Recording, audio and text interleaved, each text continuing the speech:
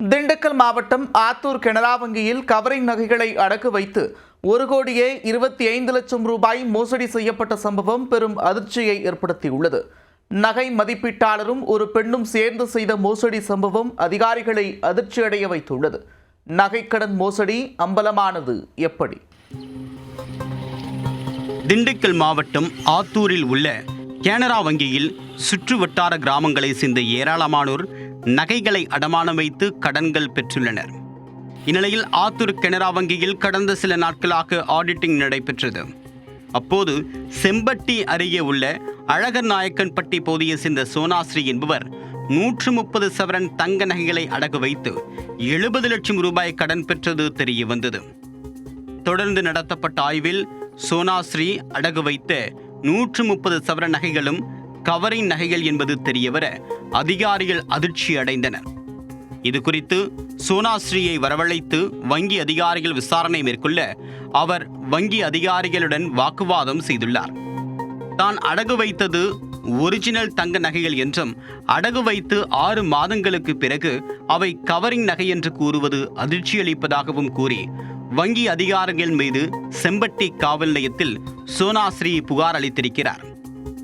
வங்கி தணிக்கை அதிகாரிகள் தொடர்ந்து நடத்திய ஆய்வில் கருப்பாயி, தங்கராஜ் மற்றும் சுரேந்திரன் ஆகியோரும் கவரிங் நகைகளை அடகு வைத்து 55 லட்சம் ரூபாய் வரை பணம் பெற்றிருப்பது தெரிய வந்தது.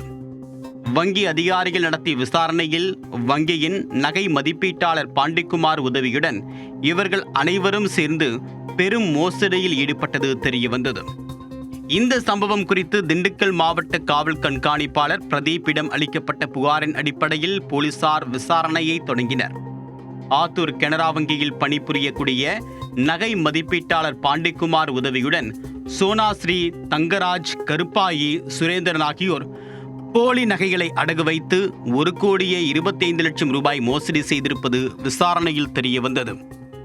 திண்டுக்கல் மாவட்ட குற்றப்பிரிவு போலீசார் விசாரணை மேற்கொண்டு பாண்டிக்குமார், சோனாஸ்ரீ, கருப்பாயி, தங்கராஜ், சுரேந்திரன் ஆகிய 5 பேர் மீது வழக்கு பதிவு செய்தனர்.